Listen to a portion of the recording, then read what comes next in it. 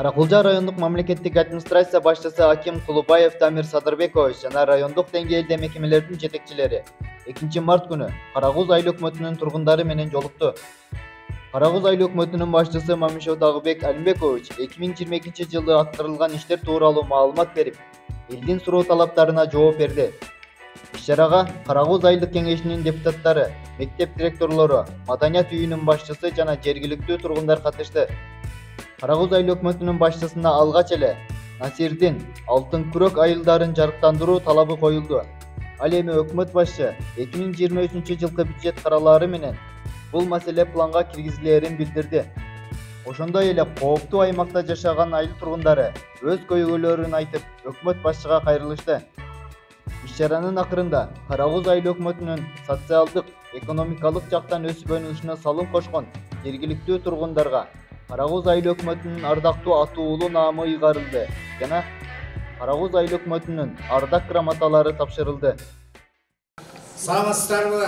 Бүгүнкү жыйындын катышуучулары, урматтуу Карагуз айыл өкмөтүнүн 2022-жылдын жыйынтыгын чыгаруу жыйынынын катышуучулары, урматтуу жолдоштор, Карагуз айыл өкмөтүнүн жылдык жыйынын Жаңытала, Калматай, Жетимдөбө, Насирдин, Алтын күрөк, Каражыгач айылдарынын тургундары, Карагуз айылдык кеңешинин депутаттары, Карагуз айыл өкмөтүнүн аппараты, мектеп директорлору, ФАП жетекчилери, маданият үйүнүн башчысы, айылдык почта бөлүмүнүн башчысы, номер 6-үй бүлөлүк дарыгерлер тобунун башчысы, бала бакчалардын башчылары чакырылган. Карагуз айыл өкмөтүнүн 2022-жылдын ичинде социалдык, экономикалык жактан өнүгүшүнүн жыйынтыктарынын абалы.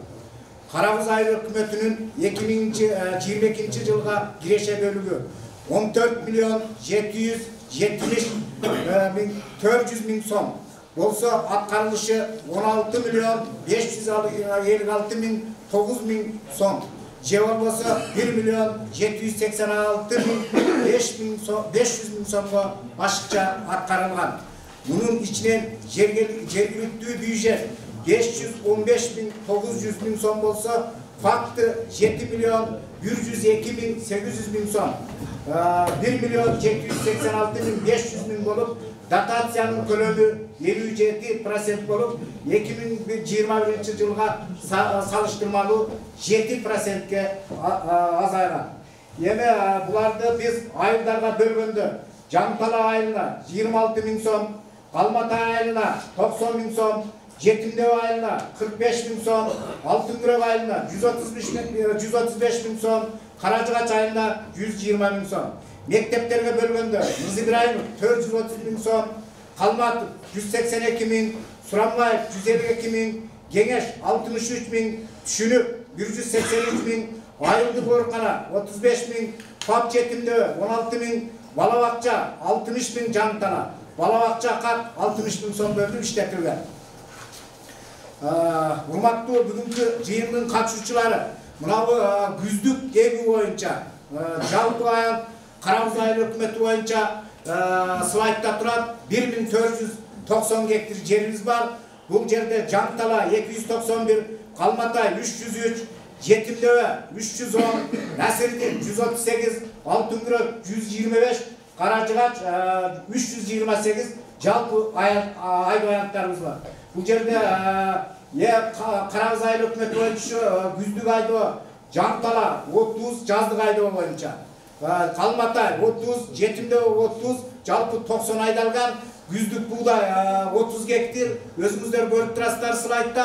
Жаңытала 10, Калматай 10, Жетимдөбө 10. Кыскасын айтканда 2022-жылы бизде 1490 гектар жер болсо, бардыгы айдалып, азыр элибиз ушул айдоодон түшкөн эгиндер менен өздөрүнүн малдарын жашап жатышат.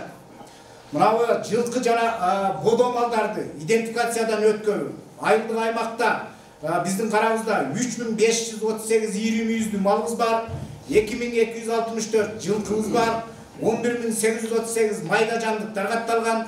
2022-жылдын ичинде 950 ири мүйүздүү мал жана 2260 жылкы идентификациядан өткөрүп 950 мал жана 2260 жылкы базага киргизилди. Жылкылар 2264 баш болуп, Сибир жарасына эмдөө 2300 башка жүргүзүлгөн. Чип басууда айылдар боюнча Жаңытала 345 баш болсо 345. Мындайча айтканда бар жогу 100% аткарылды. Эң кемчилдикти айтып коюшум керек. Насирдин айылы 88% аткарылды, Алтын күрөк 86, Каражыгач 39 болуп атат бул жерде. Жалпы бары 2260 башка чип басылып, беркилердин көбөйүшү ушу 100% чиптен да чыгып кетти. Анан урматтуу жыйындын катышуучулары, ушул жерде чиптен биз акчасынан карыз болуп турабыз. Карыз болуп турабыз. Бул иш боюнча Кудай кааласа жүргүзөбүз. Бастырып алдык, бирок чиптин акчасын төгүүгө биз муктажбыз. Кара малдарды Сибир жарасынан 5000 башка эмдөө жүргүзүлдү. Шарпка эмдөө 7800 башка, Сибир жарасына каршы майды жандыктарды эмдөө 17946, оспага каршы 10300, чумага каршы 10300, канаттууларга каршы 6489, иттерди кутурмага каршы эмдөө 350 баш эмделди. Иттерди дегелизациялоо боюнча 580 баш ит дарыланды, эмделди. Ит атуу боюнча 196 баш атылды, каналуу боюнча 96 баштан каналынды. Сибир ачактары бизде Карабыз айыл өкмөтүндө бар жогубуз жатка билип алышыбыз керек. Ушу 14 ачак бар. Ушу 14 ачакты жакшы биз Карабыз айыл өкмөтү 2 жолу бардык залалсыздандыргандан өткөрүп алдык, Кудай кааласа. 2022 жылы. Асыл тукум мал чарбасын өнүктүрүүдө Карабыз айыл аймагында көрүнүктүү иштер жүргүзүлүп, атап айтсак ушу 4 айылга 5 аңгус эт багытында букалар алынып келинген, аргындаштар жолу менен уруктануу жүрүп атат. Букаларыбыздын бар жогу союлуп, пулдарынан кутулду. Тамчылатуу суугары боюнча, эми биздин Карабыз айыл өкмөтүндө тамчылатуу суугары жолго алынган. Бул Кеңеш орто мектеби менен Чүлүк орто мектебинде отургузулган көчөттөрдү ушу тамчылатуу суугары боюнча суугарып атабыз. Жаңгак, туя, алма, өрүк, ушуга окшогон мөмөлүү дарактарды. Мына бул жерде эми барыбыз жогубузга белгилүү жашыл мурас өнүктүрүү боюнча 2022 жылдын ичинде жергиликтүү бюджеттен 65 миң сом сарпталып, 465 дана көчөт эгилди. Анын ичинен алма 20 түп өрүк, 90 түп жаңгак, 105 түп туя, 65 түп аккайын, 55 түп зараң, 30 түп терек, 100 түп көчөттөр эгилип, эгилген көчөттөрдүн ичи 100% өстү. Алар Суранбай орто мектебинде, ошо немени көргөзүп коём. Калматов, Мырза Ибраимов, анан Садикте. Мына ушу тамчылатуу суугарылган. Карабыз айыл өкмөткө керектүү жанагы 7% дотацияны биз каяктан чыгып кеттик дегенде мына кайра бөлүштүрүү фонддорунун жерлерине тактоо жүргүздүк. Ушул боюнча иш жүргүзүп алып барып атабыз. Кайра бөлүштүрүү фонд жерлери. Карабыз айыл өкмөтү боюнча 5 гектар суга жерибиз бар. Бул Жаңытала айылында депутаттарыбыз менен, аппарат менен баштапкы баасын 3000ге койгонбуз. 1 гектар жерде. Мурун 500 миңге жетет эле. Көтөрүп былтыр 3000ге коюп, азыр 3000 менен иштеп атабыз. Эми кайра кайдыр. Мына жерде Калмата айылында, Жетимдөп айылында, Насирдин айылында, Алтын күрөк, Каражыгач тектир бар жок кайра кайды. Өзүңүздөр слайдтан көрүп турасыздар, 139 гектар кайра кайдабыз. Булардын баасы 1000 сомго көтөрүп койгонбуз. Баштапкы баа 1000 сом менен башталат, аукцион менен кете беришет. Суммалары турат бизге түшкөн.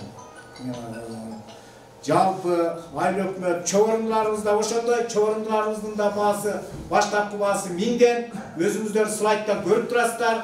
Карабыз айыл өкмөтү боюнча ППСтин кайра бөлүштүрүү фонд 212 гектар. Бар деген жерде караңыздар. Айылдар боюнча жазылып турат. Эми аны айтпай эле коеюн. Ушу биз 139, 212, 5 гектар кайра бөлүштүрүү фонддогу жерлерибиз бар. Сугатайдо бир канеке Жаңыталада.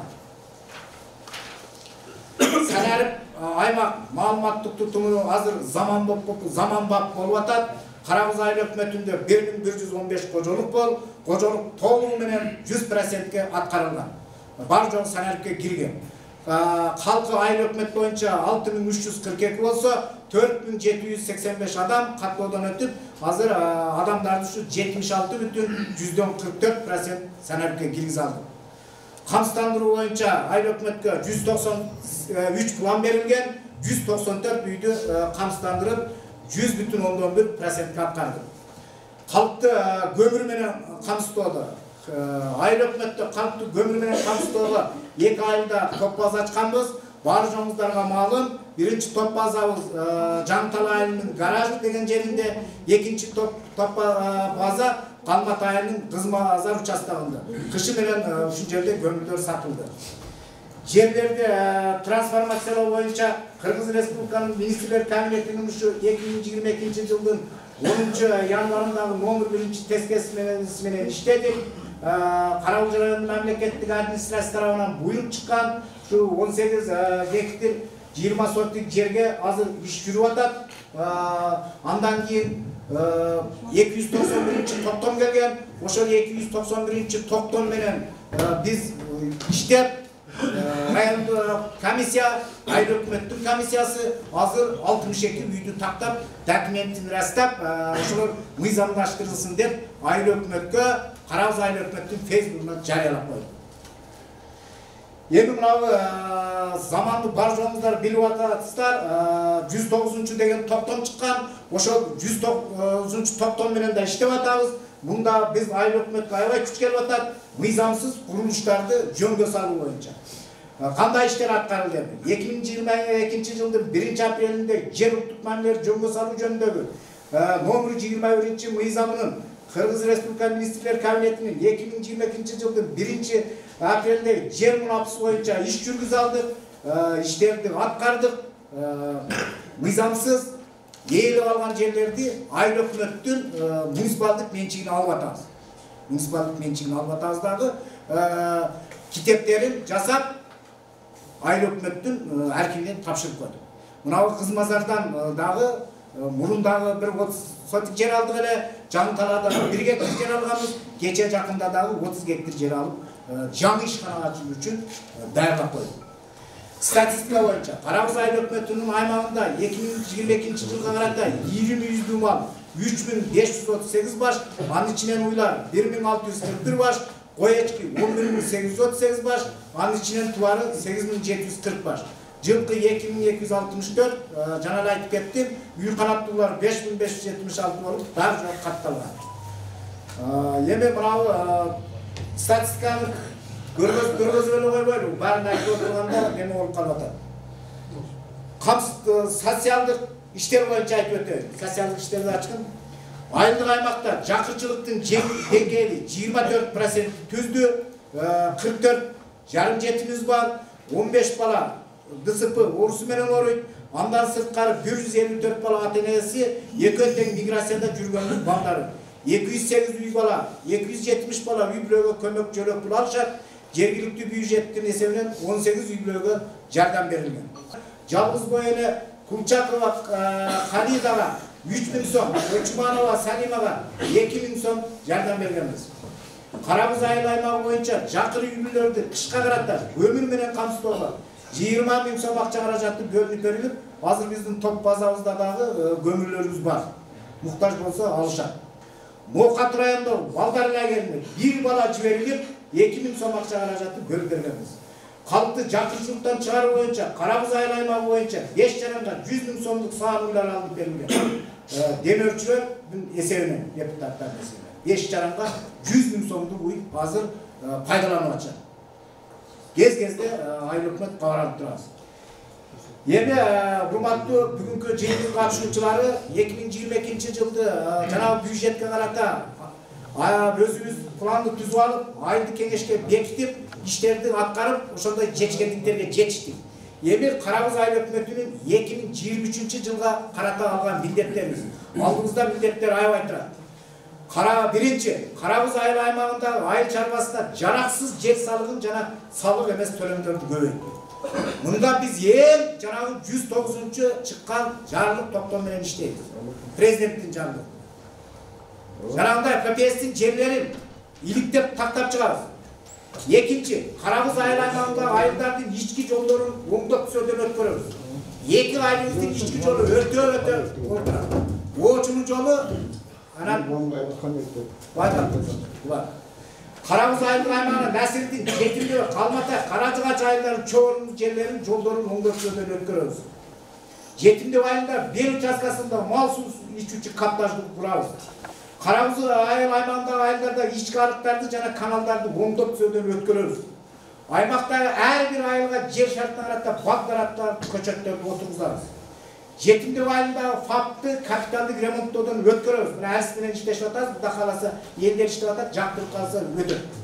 Жаңтал айылында курулушу башталган бала бакчанын курулушун жүргүзөбүз, улантабыз. Карагыз айыл аймагында билим берүү мекемелерин айрым жерлерин оңдоп түзөөдөн өткөрөбүз. Заманбап коңгуроолорду курабыз мектептерге, Алла буйруса. Мектеп директорлори менен иштеп, көмөкчү чарбаларды уюштурабыз. Жана Суранбай орто мектебин үлгү кылып алдык. Калган 4 мектепти да көмөкчү чарбаны мал жагына түртөбүз. Каражыгач айылын кичи футболдук аякча курууга жетишебиз деп турабыз. Стимгрант менен иштеп атабыз. Калматай айылында Калматов аркындагы орто мектебин спорт залын улантабыз. Каттарды даярдап жазып койдук, Нурка. Тиешелүү адамдарга жеткиребиз. Бул эми мамлекеттик бюджеттен бүтөт. Айыл өкмөт кыла албайбыз. Бирок биз айыл өкмөт кыла турган каттарды барчу жерлерге ташып барабыз, Алла буйруса. Жетимдөө айылында Маманов, Кармышаков, Ташматов көчөлөрүнүн түнкү жарыктоонун орнотуу жана Ташматов көчөсүндө шагыл төгүү, Жаңтал айылынын Келечек участкасына Яматалиев көчөсү, Калматай айылында Турмат көчөлөрүн жарыктандырып жеткирип койдук. Дагы жетишпеген жерлерине коебуз. Жаңтал айылында Көгүрүн жана Келечек участкаларына ушу таза суу алып келүүнү өтө пландап атабыз. Анан эртең милдет коюп алып дебеңиздер. Бул эми көп жылдын ичинде бүтөт. Карагыз айыл өкмөтүнүн имаратынын айланасын тозобуз. Урматтуу жамаат, бар жоңуздар билип алыңыздар. Мынабу Карагыз айыл өкмөтүнүн имараты 15 сотук болгон, ушул да өзүбүзгө менчик болгон эмес. Муну менчиктештирдик, эми иш алып барып атабыз. Өзүңүздөр сыртысын көрдүңүздөр. Торсеткалардан бери алып коюп жакында тособуз. Жетимдөө айылында ФАПтын айласында Карагыз суусу өтүүчү сайдын мугун тазалайбыз. Бул боюнча эмчигис менен немеге өткөрдүк долбоорго. Бул да калыс ишке ашат. Анан эң негизгиси өзүбүздүн аппарат иштеп атат. Калк арасында коррупция менен күрөшүү боюнча түшүндүрүү иштерин үзгүлтүксүз жүргүзөбүз. Кылмыштуулуктун алдын алуу боюнча Карагыз айыл аймагында мал уулдоо боюнча айыл өкмөт тарабынан камералар коюлган. Камералар Карагыз айыл өкмөтүнүн күнү түнү өткөнүн центральный жолдо көрүп турабыз. Кыргыз Республикасынын бузулуулар жөнүндө кодекстин талаптарына ылайык Карагыз айыл аймагында катта түшүндүрүү иштеринде жүргүзүп, иш жүргүзөбүз деген алдыга милдеттерди коюп турабыз. Урматтуу бүгүнкү жыйындын катышуучулары. Эми түшүнүү берели, талкууну эми айтабыз. Бул жерде жарыктандыруу боюнча Жаңтала, Калматай, Жетимдөө айылдары болуптур жакшы эле. Нары өтүп бери өтүп көрүп атабыз, түнү болуп атат. Жол боюнда жарыктандыруу бар. Биздин жогору жакта Насирдин, Алтын Күрөк айылдарында жарыктандыруунун бир чети дагы жок, чындап. Ушу биздин 23-жылга ошо жарыктандырууну бизге дагы бир айыл өкмөт тарабынан киргизип койсоңор планга. Себеби эл жыш жайгашкан, бизде бир 100 үй жыш.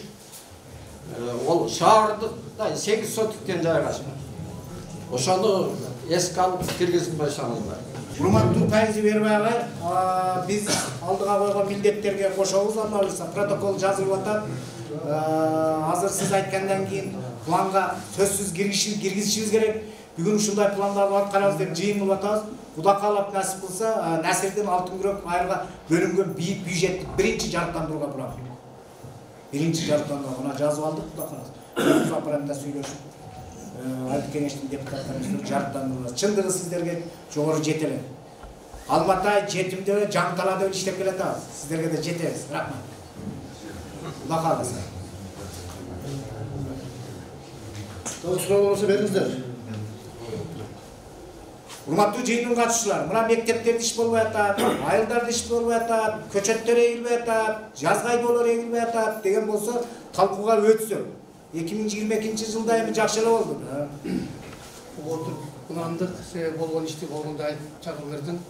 Бирок ушу киргизген планыма да ұсынышым бар эле. Биздин мектепте аябай Сурамбаев мектебин жакшы билесиң, ошол планга да киргизип койсоң, кошуп койсоң. Жактына жардам берип, эки жакка кат жазып атасың, ошону киргизип койсоң. Жакшы, урматтуу мектеп директор, бул боюнча дагы биз планыбызда бар. Себеби Карагыз айыл өкмөт мектебинин эски корпусу аварийный неме. Бул боюнча МЧСтен корутунду келген иш алып барабыз. Сиздин мектебиңизди азыр мына жыйын айтып коеюн, корутунду келгенде бузгандан кийин актилашып туруп, бул айыл өкмөттүн балансында. Биз мына 5 мектепти мен жана бекер айтып кеткен жокмун. Анын жыгаштары бар жогу жарайт. Мына 5 директор жана көмөкчү чарба уюштурса, ошонун малканасын бүт ошол мектеп менен курабыз. Планында койгонмун. Сиздин мектебиңизди курары менен айыл өкмөт аппарат барып туруп актилашабыз. Бар, өзүңүздүн малканаңызды биринчи ошол менен курабыз. Анан мектеп салгандан жогорку кат жазабыз. Аракетиңиз күчтүү. Түшүнүп, орто мектеп боюнча азыр быйыл да өр караябай жакшы болуп жаады. Ушу биздин айылга 2-3 айылдан мектепке окуучулар өтөт да. Азыр эми суу билесем жазда суу көбөйөт. Ушул окуучулар өткөнгө өкмөт тарабынан же мына эл баш тарабынан утурундуу көпүрө карап бербесеңиздер болбойт. Бул тирелер бирөтө санчамчы окуучулар сууга түшүп кетип атат. Ушул жагын да эске алсаңыздар. Биз азыр МЧСтин жаңы начальниги турат. Кудай каалап насип кылса сиз менен өзүм бир жерден көрүп келебиз. Ушу кедиркиге бир жөөткүч көпүрө куруп берсеңиз деген ниеттен киргизип берсеңиз өзүбүз куруп алабыз. Дагы Эме, Даниш, сен коопу жарак боюнча информация берген жоксуң го, ошону айтып койчу бизге. Боюнча беришим керек, мына кооптуу участок. Кооптуу участокту урматтуу жыйындын катчылары бар жоңуздар билип турасыздар. Карагыз айыл өкмөтүндө Карагыз өрөөнүн кооптуу жерде бар жоңуз жайгашкан. Биз Карагыз өкмөтү 67 жаранды көчүрүп чыгуу милдет турат. 15 жаранга мына бул жерде 2,5 гектар жерибизден жер берилген. Дагы 6, daha biri koşup kaldı, 7, МЧС türe. Keyin biri koşulda 7-8 jaranımız var, burası suda. Uşul 8 jaranga Allah buyursa, men jana aytıp kettim, 109 toptom menen işleyizdi. Büt, Janıtala, Jetimde ve ailin identifikasyondan жүргүзөм. Koğdu özümüzün laboratuvarımızlarga barıp turabız, başka ayla yok. Başka ayla yok. Sebebi transformasyalangan yer. Mına yerden aşıkça çıkan yerlerdi, kud oşo kooптуу toktomду чыгарып коем мен. Архитектура менен жерди тактагандан кийин toktomду чыгарып туруп сиз дешип барасыз, мыйзам эмес мыйзам. Ошол жолгонуга барсам мен жайгаштырып берем. Чындыгын айтканда Дамир Садырбек жазып 8 үй бүлөбүздү кооптуу деп заключение корутундусу турат, жерди бере албайт. Иш жүрүп атат. 2-3 жерден табылып калды. Allah буйрса жайгаштырабыз. Анан Жетимдөбөдө жер бар, Жетимдөбөгө келесиздер. Имени эле Жаңталак, Алматайга жашам деп ойлобоңуздар, мына жогорку өрөөнү бар. Алар да калптуу конуш болуп жашап. Ошол чыккан жерге апарып туруп жайгаштырат. Башка айла жок. Анан ушул жерде ушундай болуп атат да, o жогорку айылдар өздөрүндө агротунан бар, ал жерге имени эле Жаңталакка келем дейт. Жаңталакка келет. Жер жок болуп атса. Жок, имени бир эмне кыласың мисалы. Жетимдөбөдө таптым деп атпайм. Мен тартып келдим. Күнүгө жыгып атат. Эми сизди жылдырам деп атпайм. Мына жакта издеп атат. Жер алысы архитектура келбедиби жылдыз? Канча жыл болду мына? Жылдыз келмей калды. Жетимдөбөдө жер караштырып атабыз. Сизди өзгөчө. Коопсуз участокко архитектура менен кошо келип план чегирип анан Мына азыр күн жааган сайын мен тартып келдим. Күнүгө бир караштан жыл уже мага жакындап калды. Siz söyle. Bizim mına bayit участкасы коп жайга киребизби? Sizdiki biz emçiyiz. Siz bunu bilesizler, bana siz öneriyorum. Kooptu участокко кирип корутундусу жок. Кыян сел жүрүп атат. Заключение бергенден кийин чыгарып кетишиңиз. Чыгарып кеткенден кийин үйүңүздү көчүрүшүңүз. Сизде 7-8 үй бүлө бар. Biz emçiyiz menен иштейбиz. Корутунду чыккандан кийин үйүңүздү көчүрөбүз десеңиз мен Кызмазардан место таап берем. Мен Байырты элине айтып эле келатам. Кызмазардан жерди таап берем. Бирок үй жайыңыздарды көчүрөсүздөр десем эле кайра качып кетип калып атасыздар го. Чындык да, бул боюнча мен мына алар мен 109 мыйзамды бекер айткан жок. Быйыл ошол кооптуу участоктон көчкөндөр көчүрүлүп прокуратурага өткөрүлүп берет. Жер айыл өкмөттүн балансына жайыт катары пайдаланылат. Жайыт катары пайдаланат. Мына быйыл көрүп турасыз. Мына азыр 2,5 гектар жерден 15 жаранга бергенбиз. Алла буйруса бир мына апрелде ишти баштайбыз. Алар курулушу бүтөрү менен үйлөрү сүзүлөт. Биз тиешелүү органдар өткөрүп беребиз айлы. Аны жасайбыз Турмаматек ачык эле. Чыдаган адам кыргызча айтканда баягы чыгып кет дегенде чыдаган адам үй салат буяка. Болбосо корутунду чыгып калган. Көчүрөм. Бизге уже жерден эртерээк чекпейт, бизге уже көчкүн акыбалга келдик да, дальше. Канча жыл болду мына? Кабалсыз сизге. Мына 10 күн. Мен качан көч бар билүү да билесиңчи. Жок, издейт. Анан эмне? Жанат жаз, мен да жазып алдым, жазып койдум. Өткөн жыл айтып кетти жаныкул, биринчи очо түшө деген бер деген, кана бергени. Тактакта алды, бизге акча албай алды. Эже, мындай чындык сүйлөш. Чындык сүйлөш керек да. Ушул кабинетте биринчи токтому барларга берди да. Мына токтому барларга берди. Мен чындыкты айтып ушул жашка келип атам. Биринчи токтому бар. Сиздерди анализдейбиз. Анан эми бар жоңуздар билишиңиздер керек. Мына жерде Дамир Садырбекович отурат. 50 сотик жер запаста турат. 50 сотик жер запаста турат. Мынабы Карагуз элин жанакы этажный үй менен камсыз кылабыздар. Ашол менен иш алып барабыз. Мына Түркияда да жетиштирүү чыгып кетти. Бул жерге уруксат берип калса этаж үчөт, бермей калса биринчи жана коптуш жасап түшөт ачык. Ошону эртелеп бизде окшоп. Эми айтып атпайбы, жанакы этаж үчүшпөй калса биринчи сиз кечээ барсаң чыгып кала деп барсаң экен, эмчесиң? Кайерге чыгам? Райондук комиссия менен да макулдашабыз. Мына эме бүткөндөн кийин. Жайгаштырабыз эч Алла буйруса. Учур менен пайдаланып бир сыра таанышып кетейин. Мен атым Жанатбек, майор Маки, Кара-Кулжа районуна өзгөчө кырдаалдар бөлүмүнө ротация жолу менен дайындалдым. Кара-Кулжа районунун эли, жери абдан жакшы меймандоз калып келет экенсиңер, бирок жайгашкан жериңиздер татаал жана оор экен. Муну мектеп боюнча айтып коеюн, Мектеп боюнча мына сиз азыр сөз кылып атасыз бузуу боюнча. МЧСтин корунтуусу менен социалдык объекттерге бузууга мыйзам жол бербейт. Мен директор айтып кеттим, академиянын окуунун алдында институт сейсмического строительства деген бар. Ошолордун корутундусу, бул акыркы корутунду. Анан бузаардан мурун айыл өкмөтүнүн токтомун чыгарып, жыгачын жыгачтай, ташын таштай, кирпичин кирпичтей жыйып, анан калганын колдоно берсеңиз. Өзгөчө кырдаалдар министрдин корутундусу менен социалдык объекттер бузулбайт. Так, экинчи көпүрө боюнча, сакалдар, жаңа эле кайрылып кеттиңиздер. Ооба, биздин министрлик көпүрө куруу боюнча дагы иштерди аткарат. Албетте, бул биринчи эле адамдын кооптуулугу үчүн көпүрө боюнча арыздар, муундарыңызды жазсаңыз, биз аракет кылып мерченге киргизип берет. Быйылкыга киргизе албайбыз, мунун баары жыл аягында бекитилет. Жыл башынан баштап азыр бүт туура кагаздарын чогултуп мерченге киргизип алсак, эми жылга киргизип бергенге аракет кылайын. Кооптуу жерлер боюнча айылыңардын көпчүлүк жерле корутундусу чыккан. Анан баарыңар эле неме баягы мон араңыздарда жер тилкесин дагы алып, өкмөттөн акчаны дагы алып, бирок көчпөй ошол ордунузда жашап жүргөндөрүңүздөр бар экен. Ушуларга министрдин, биздин өзгөчө кырдаалдар министринин жана өкмөттүн токтомунан чыккан губернатордун тапшырмасы бар. Айыл өкмөткө тапшырма берет, ушул адамдарды сотко бериш керек. Сотко бергенден кийин үйүңөрдү алып, ал үйүңөр уже ЖСтен баягы жайытка өтүш керек да. Ошондо буларга туура түшүнүп койгула. Өкмөттөн акча алдыңар, жер тилке алдыңар, өзүңөрдүн кооптуулугу үчүн көчүп кетишиңиздер керек. Калган кооптуу участоктор боюнча тегиз жумуш алып барып, мен ойлойм алга жабылат. Барып калган көчкүлөр. Булар кимде кандай маселе бар? Самызга айткан бизге мына жакталап атар акчасын мына жогоруда айтылды, айлык бизге жакшы жардам берген экен. Быйыл кирпичине нурманга симонт берди. Ошо мына үй жактан жардам сурап берсеңиз, ичине көмөкчүсү устан акысына акча жок болчу. Кичи жылы мына кирпич урууусу жабылып бизге жакшы эле да. Ал эмне себептен салынды?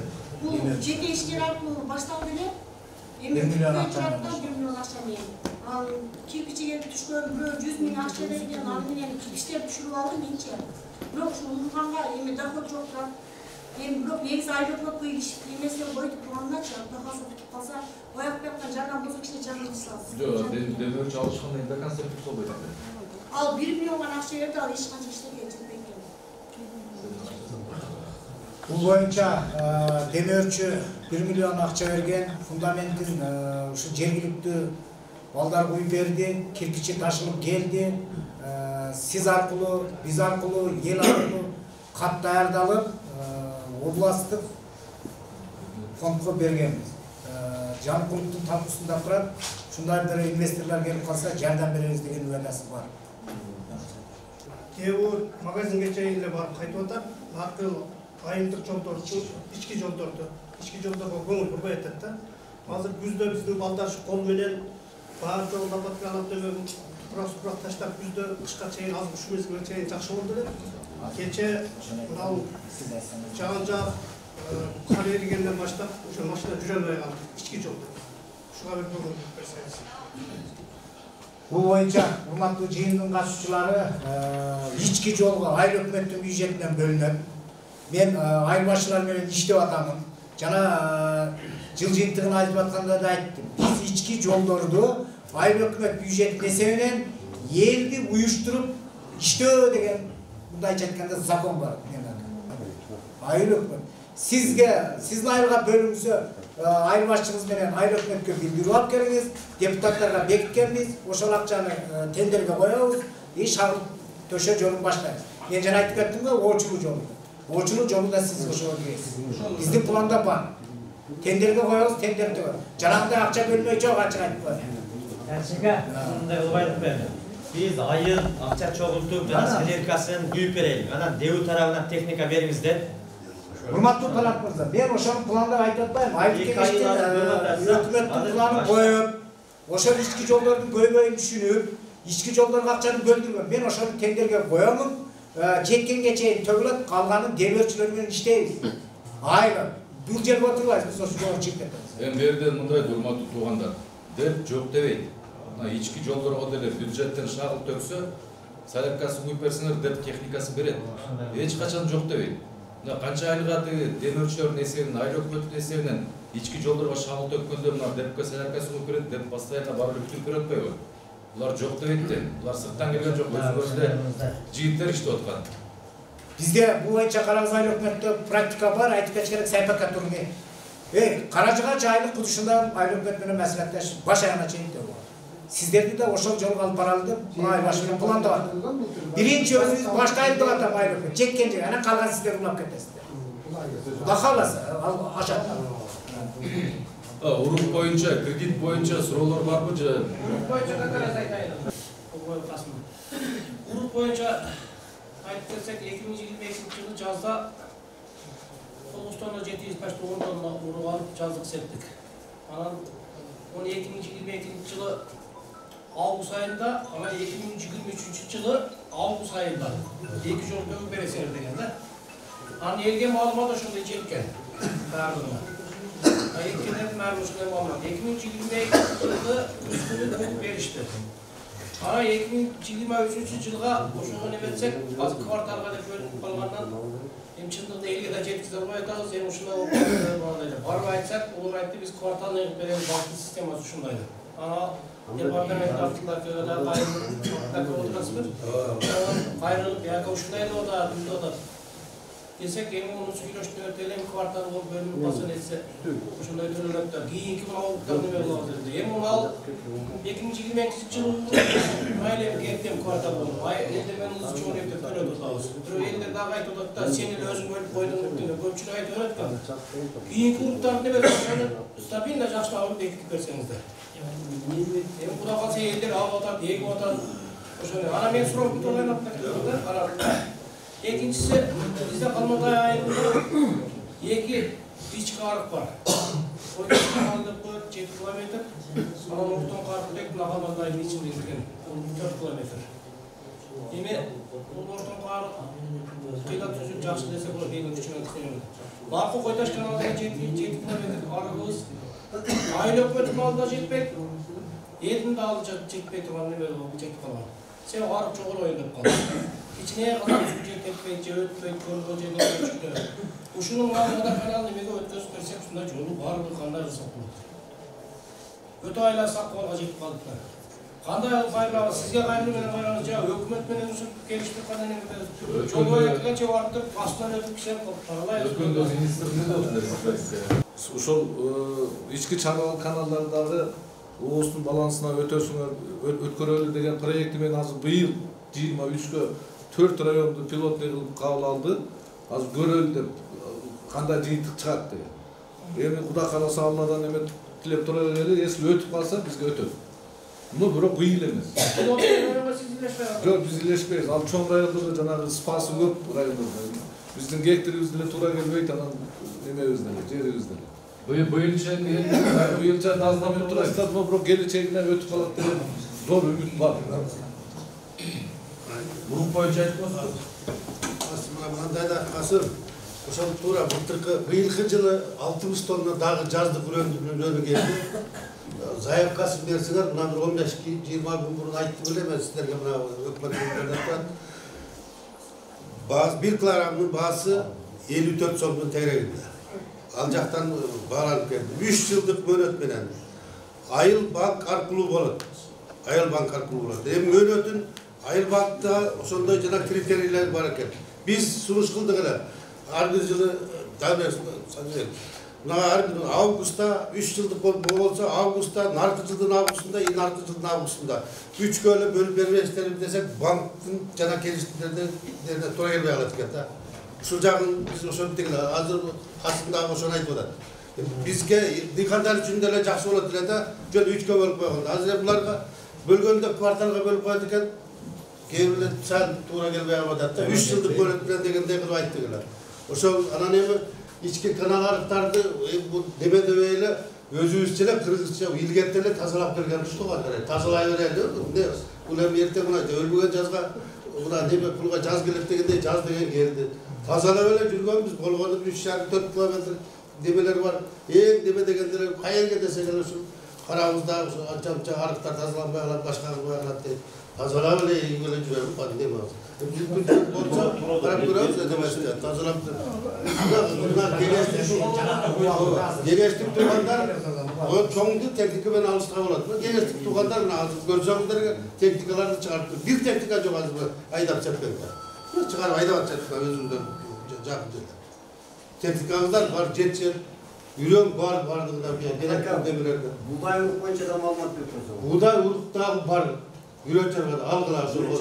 Үрөң чарбада бар. Экинчи репрессия да бар. Ооба, экинчи репродукция. Будай да бар. Үрөң жетчелик өлчөп тагандырган алгыла. Анда будай квартал элементтер. Жок, будай үрөң чарбада бар. Аласыңар 35 сомдун тегерегинде. Аларга тататча төлөп берет. Анан 3 тонна сайырга бөлүнгөн. Bu yak, bugün civerttir dedim, erten alat ekan. Sen bugün gitti dikanda. Yok, neme Abdullah ben hem sözcüydü var. 2028 yılkı uruk olacak kvartalına bölünüp şu grafik aldı. Gitti, o töleşti. Benim bunlar uruklardı, anlatılan uruklar demesi Ağustos, 2023 Ağustos, 24 Ağustos, 25 Ağustos'un töleyiz mi? Oşonu buna aynı banklar bile biz bakımdaş otarız. Uşundan kuşlarsanız da yaklaşık olarak yaptım. Buna banklar bile. Daha bir satırmak için ona da yakın değil. Elge, günde sen ayıp koymasan, bu yıl Ağustos'ta töreysin, bir yıl Ağustos'ta töreysin. 3 yıldır yönetmenle de Ana hayra etmesini çıkartmayacağım. Yemin de ben çağırdım. Çok bize lazım. Bakım dese para alsın. Keklarında kriterler var kadar. Бұл жерде азыр Айыл банк боюнча сөз болуп атат да. Эрска банкка бириңиздер да кайрылган жоксуздар, бириңиздер деле барган жоксуздар, мен деле көргөн жокмун, келген деле жоксуздар. Себеби былтыр Садырбекович мен департаменттин ошибкасы 4-5 жолу балдарын жибердим. Тизмени бер дедим, мына бет турат. Бир да кишинин мага тизме берген жок. Аркасынан жүрдүм, декабрдын 12-синде келип отуруп, мен акча берди. Мен кантип акча берем? Декабрдын 12-синде ал уже алдамчылык эле жолда, декабрдын 12-синде Каралжар өрөндө вообще күздүк себебі мүмкін емес та мына жерде. Бүгүнкү күндө эле ошол эле нерседе отурам, мына департамент отурат, айыл өкмөтү отурат. Сиз тизме бердиңизби? Biz tizme verip durup güzlük buğdaydan yazıda Siz verdiniz mi? Biz 30 hektar aydan koyalım. Bu yerde schema var. Schema qanday? Sizlerin aile başınızlar var. Sizler aile başınızlar. Adam bizden beylik uçunda işte adamlar uyunda oturup işleş gerek. Koçerede çürük alıp desene çürük baş gerek. Sizler aile başına tizme verişiniz gerek. Aile başına yaptığınız aile başına veriş gerek tizmeni. Aile hükümet apartırı departament veriş gerek. Departament bizge veriş gerek. Buna tizme buna çakça parçalaş gerek. Buna veriş gerek. Anam bankara. Bank biz mınдай mamleket menen elin aslında kaç trilyon oyun atkarabız. Oşonu bu жактан алып bu жакка жеткирип, bu жактан алып bu жакка жеткирип.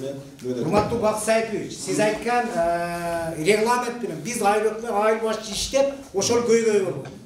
Айыл банк менен иштегенбиз. Иште алып барганбыз. Күздө дагы 30 гектар жерге егип койгон.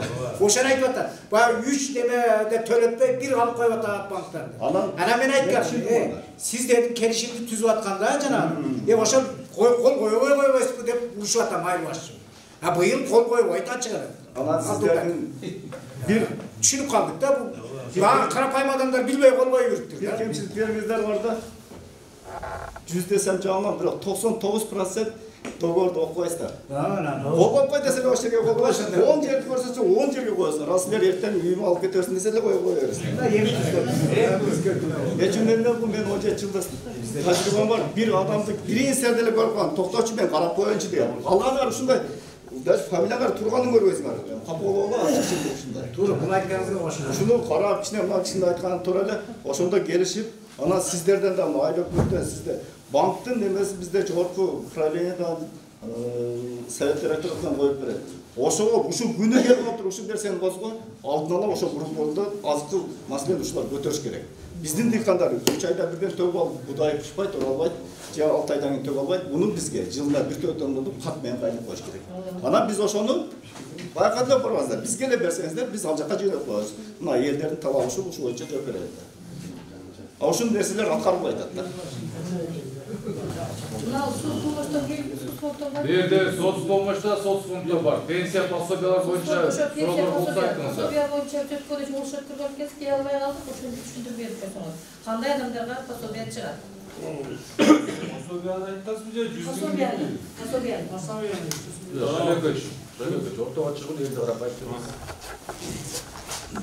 Жөлөк пул алыш үчүн атайын мыйзамдар бар. Мыйзамда ушу үй бүлөнүн кирешесин эсептейт. Кирешесин адам башына бөлүп келгенде 1000 сомдон ашпаш керек.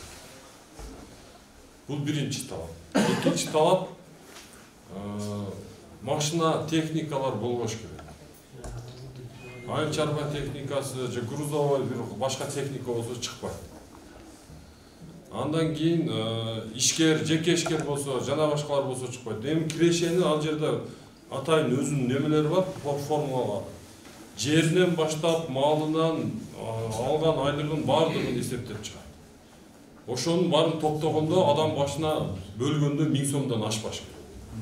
Ошондо жөлөк пул чыгат үй бүлөгө. Ошондой. Түшүнүктүү болду же болсо суроолор болсо жооп берейин. Дагы бир суроо ушуга да башталды. Анан кийин жаш балдарга үйүнө же үйү болбосо же чеги болбосо да чыкпайт деп айтчы атышат го. Себеби азырына Бакыт аке да айтып кетти. Азыр жаңы январдан баштап технология болуп калды. Базадан чыгышыңыз керек санариптен. Үй бүлө санарипте жок болсо чыкпайт. Булардан биз справка албай калдык. Только базадан көрдүк.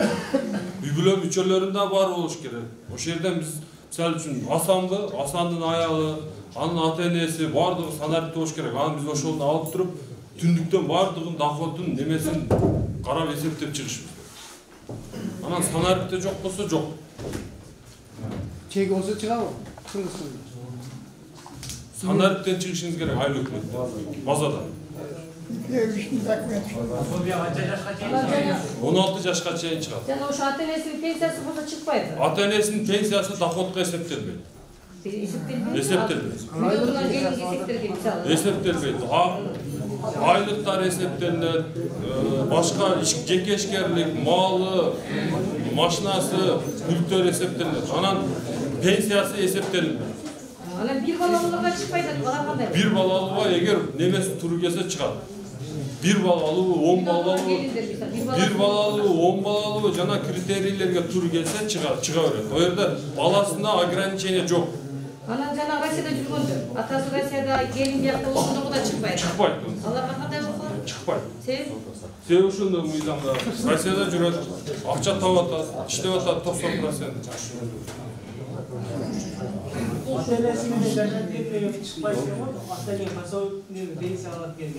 Жок, пенсия жөнүндө доходго эсептелинбейт. Пенсия айтып жок, ата-энесинин башка кирешелерин эсептейт. Онукун кошулат. Атасынын машинасы болсо, бир жерде иштесе, айлыгын, бир жерде дүкөнү болсо, налоги жекешкер болсо, ошо атасыныкын, апасыныкын да эсептейт. Кошо жашаган, не только атасы менен апасы, 18 жаштан чогуу жашаган бардык жаранын доходун эсептейт. Бир тууганыбы, карындашыбы, ким болсо да. Чогуу жашаган.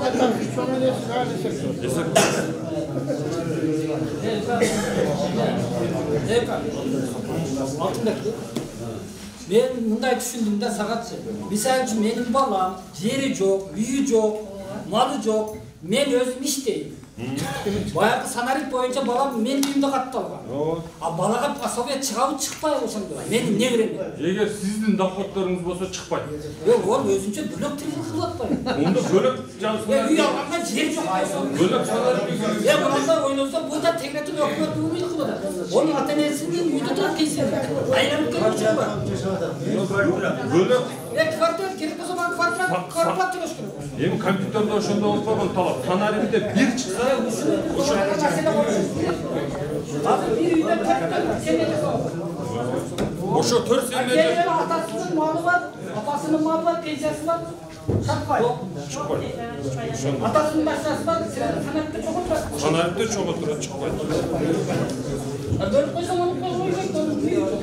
Эми базадан компьютерден ошондой чыгып атпайбы?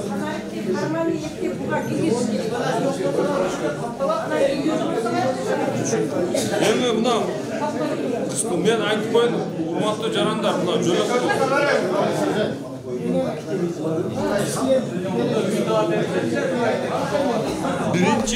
Birinci yanvarga karata Karabuz Ayıl Hükümeti'nde 252 ушундай балдары бар аз камсыз болгон үй-бүлөлөргө 1 жылга 11 миллион акча төлөндү. 20. Бул маалымат иретинде айтып коеюн. Эми бул дагы көп болду. Башка айлык өтөбөт. Урматтуу туугандар, пенсия боюнча суроо жокпу?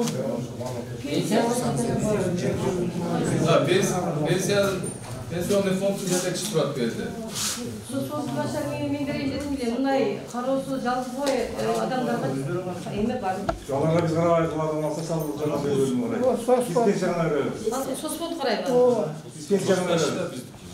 Ошол жерде эме барбы? Жардам барбы? Жок, бизде эч кандай жардам жок. Кароосуз мындай жалгыз бой, картаң жалгыз бойлорго айыл өкмөттөн жергиликтүү бюджеттен жардам берип атат. Жана айтып атпайбы, канча тонна көмүр бердик. Бизден только эгер майып болсо майып пулу боюнча, жөлөк пул болсо жөлөк пул, ошолорун гана төлөйбүз. Эгер мындай бир асас өрүп калган болсо, балдар жаш болсо, мында да пособие чыгарып беребиз, багуучусу жок. Жок, эчтекеси жок, жалгыз бой бир киши жатат анан менин үйүмдө. Ого эмне кылыш керек? Мен эле карап атам мисалы. Айыл өкмөттөн жардам беребиз. Силер эчтеке чыкпайбы? Биз жактан биздин соцработниктер эмеге алыш керек. Жок дегенде көмүр сөмүрдөн жардам берип койсо болбойбу. Жалгыз бой деп атат го мынча. Ооба. Сиздин карамаңызда, биздин карамакта, биздин сотуна урматка биздин социалдык кызматкер. Бул ошол кишинин барабакка алып, демирчилер болсо жардам берип, өз үйүнө барып баралашып, айыл өкмөттөн жардам алып берип турат. Ошондо биздин кызматкер ошо. Бүгүнкү күнү уктук, талкууладык, Карабыз айыл өкмөтү токтом кылат. Биринчи, айыл өкмөтүнүн аймагындагы мекеме уюмдар, айылдардын айыл башчылары тарабынан 2022 жылдын жыйынтыгы менен айыл өкмөтүнүн социалдык экономикалык жактан өрүгүсүн камсыз кылууда жүргүзгөн иштеринде жетишилген ийгиликтер менен катар кетирилген кемчиликтерге жол берилгендиги белгиленсин. Кээ бир кемчиликтер бар, моюнга алабыз. 2023 жылкы жазгы айдап серүүнү пландуу түрдө уюштуруп, айылдардагы дыйкан фермерлерге жана башка чарба жүргүзүүчү субъектилерге жетиштүү таза үрөө, күйүүчү майлоочу майлар жана техникалар менен үзгүлтүксүз камсыздоону уюштуруу жагы айыл өкмөтүнүн жер жана турак жай боюнча баш кадиси Салиевке жана айыл башчыларга тапшырылсын. Үчүнчү, айыл өкмөтүнүн ветеринардык инспектору 2022 жылдагы жасаган иштери эске алып, кан алууну, ит атууну жана сибир жарасынын очокторун залалсыздандыруу иштерине такай көңүл бурулсун. Билим берүүдө Карагыз айыл аймагындагы мектептердин билим сапатын жогорулатуу жана окуучуларды жалпы республикалык тестке даярдап чыгарып, райондун алдында алдыңкы көрсөткүчтөргө жетишүү мектеп директорлоруна тапшырылсын.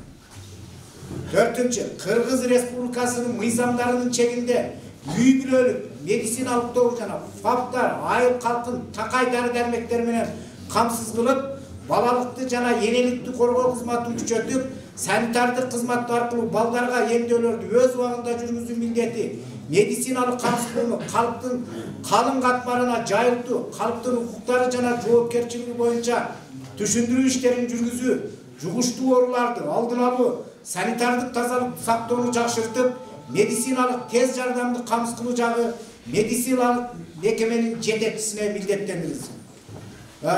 Бул токтомдун аткарылышын өзүмө алам. Барчаңыздар уктуңуздар, талкууладык.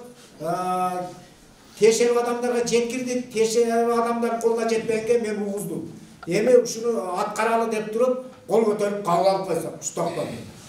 Каршы калыш жок, 100%.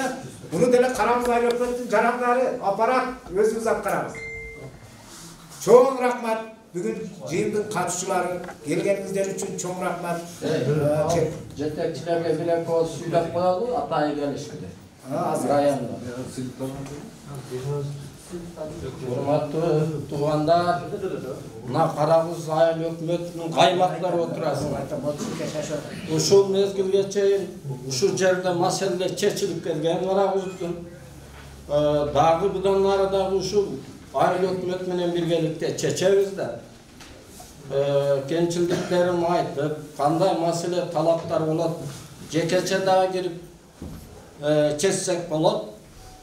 Негизинен айыл өкмөттүн аткарган иштериңер канааттандырылып, жакшы мурункуга салыштырмабыз. Жалпы элге айтарым, баарыбыз азыр Кудайга шүгүр дешибиз керек. Ушу мына Туркияны көрдүк, угуп атабыз. Россия менен Украинаны көрүп атабыз. Ошол себептен Кудайга шүгүр деп азыркы биздин президентибиз жүргүзүп жаткан саясатка ынанып, ушул саясатты колдоп, эл ынтымакта, биримдикте болушубуз керек. Ошондо бардык иштер аткарылат. Мурункуга караганда азыр бир жакшы эле темп менен кетип атат деп ойлойм мен. Мамлекеттик иштер. Адамына бүгүн аким баштап бир топ жетекчилер келип, şu елден кабар алып кетип атасыздар. Сиздерге чоң рахмат. Убактыңыздарды бөлүп, ушундай келип, эл менен жолугуп атасыздар. Сиздердин да ишиңиздер да ийгилик болсун. Ден соолукта болуңуздар. Айыл өкмөт силерге да ийгилик каалайбыз. Биргеликте ынтымакта иштегилер. Көп жылдык үзүлүү эмгеги үчүн Кыргыз элинин Ульянов совхозу мезгилинен тартып, ошондой эле Карагыз айыл аймагынын коомдук иштеринде активдүү катышып, эмгек кылган үчүн Карагыз айыл аймагынын ардактуу атуу наамы төмөнкү атуулар менен сыйлансын. Каденов Токтомат Ажимаматович,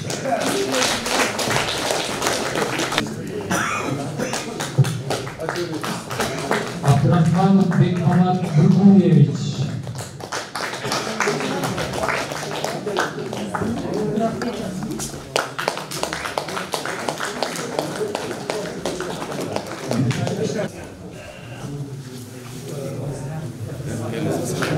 Исраилова Зульфикан Жусуповна,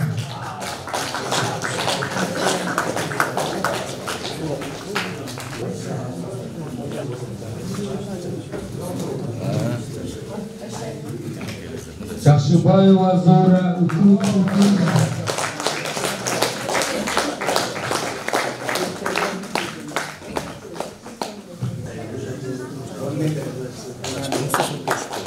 Ишеналиев Абдыкалык Нурмаматович.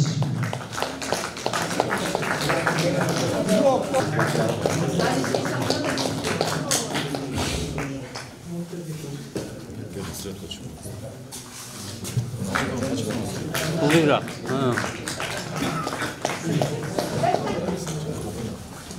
Рахмат Дамир Садырбекович, урматтуу бүгүнкү жыйындын катышуулары.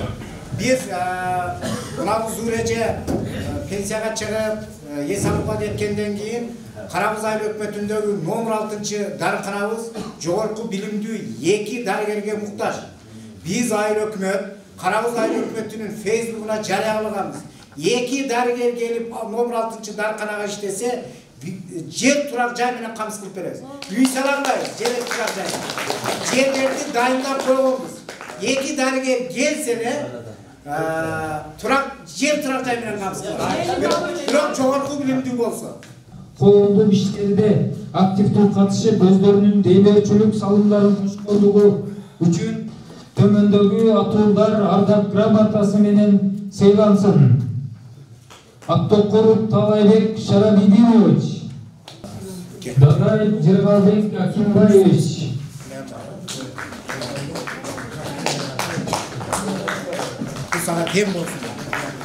Азимова Айжан Жунусовна, Айтбаев Рустам Узакбаевич. Бул жигитибиз жаңы талаа менен Калматай айылын бүт малдарды вакцинациядан өткөрөт.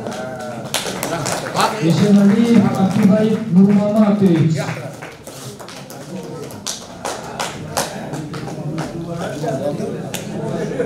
Абдыбай, эң иштеп турган жигитим ушу. Абдыбай, сага тем болсун. Болча коюңдар. Болча турсаң. Сөткө түшүп Закиров Токтомама. Көмүрдү кышы менен сатты. Песковлок чыгарып атат, строй материал сатып атат. Алып койса Касмака келбейсиздерби? Жок. Байлинов Эрнис Жолдубаевич. Эрнис. Бул иштен Эрнис келбес. Эрнис жигит бул жарыктандырууга аябай жардам берген. Чоң атасы атында көчө аябай жардам берет. Рахмат. Кудалиев Нургазы Чолпонбаев. Чолпонбаев. Жана бала бакчага эң сонун жардам берет. Салиев Бердибек Алайчиевич. Салиев Бердибек Алайчиевич. Bunu özgöçe aytıp geçişim gerek. Janabı prezident çağırıp atkan toktondor menen uşul jер адисин иштеп атат. 390 менен иштейт, 290 менен иштейт. Айлыкта 390 аткан ушул жигит. Дагы иштейсиң дем бол. Саитов Залкарбек Абдулкадырович. Бул жигит Насимдин айылында остановка аялдама курганга жардам берген. Рахмат. Кандыбаев Жамбай Чакамбекович. Жамбай 6 айылдыктен проблемасын чечкен жигит. Рахмат Жамбай.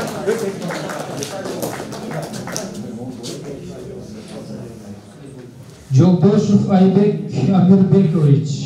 Айбек. Жолдош курулуш. Bunu урматтуу Дамир Садырбекович убакыттан пайдаланып айтып коеюн. Биздин Карабыз айыл өкмөтүндө Баймат уулу Насирдин Алтынкүрөк жетимдөө деген таза суу бүткөн. Эртең Куда кааласа ушунун эң акыркы күнүн кабыл алабыз. Ошол жерде тапшырабыз. Сиздер менен алып сүйлөшөбүз. Бир немен өзүңүз качасыз, жобосу бирөөнү жөнөтөсүз. Бул жигитте Мамытбек уулу Жолдарбек. Жолдарбек да ошол жерде болот. Атасы. Жок, ошол жерде тапшырабыз. Баласы атасы Келимбаев Саламбек Ырысмаматович. Бул жигитибиз жана айтып кетти, бала бакчага 1 миллион акчаны тартып келген жигит. Özgürce tartışmalar. Yok, bu Bişkek'te. Salip Soyuzbek Satıbaldıyeviç. Salip Soyuzbek Satıbaldıyeviç. Bu zamanbap klas bölmesi жасаған жігіт şu. Buna 5 mektep, şu Gengeş Orta Mektebi'nin direktörü Tutuyeва Бақтықандан үйреніп алсаңыздар болады, демеуші тартышты. Беріп қойсын. Мамажунов Өмірбек Тоқтосунович. Өмірбек қоғамдық ішке атып шыққан жігіт, Алтынкүрек айылының тұрғыны. Кел жігіт алып. Аяғына барай.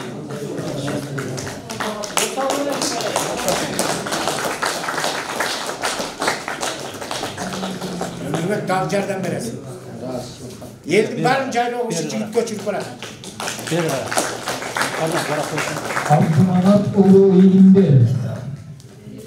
Bu pagırışçı aylanan jigit jayıtlardı betondavan. Kim var ya? Ne var? Alıp ket. Dağı жерden versin. Bak bu. Bravo 309 290 milyon işlegende pagırışçı dayar kalsın. Ayın Kunduzbek Abdurrahmanoviç. Kunduzbek. Vaymatunu jana жарыктандыруу, шагыл төгүү жолу siz менен апарабыз. Алдыга койгон милдеттер.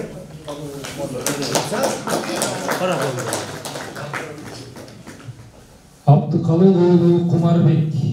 Kumarbek, бұл да жігіт памырыз жігіміз, сәпек алып кеттіңіз. Жүрбеген тракторды жүргізу үйрет, бұл жігіт.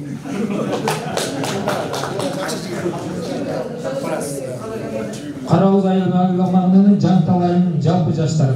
Жалпы жаштары, бұлар айбай жақсы қырышат, жетекшісі үші бұлке балдарға тапшырып, жақшы бізден салам айтып қойсын.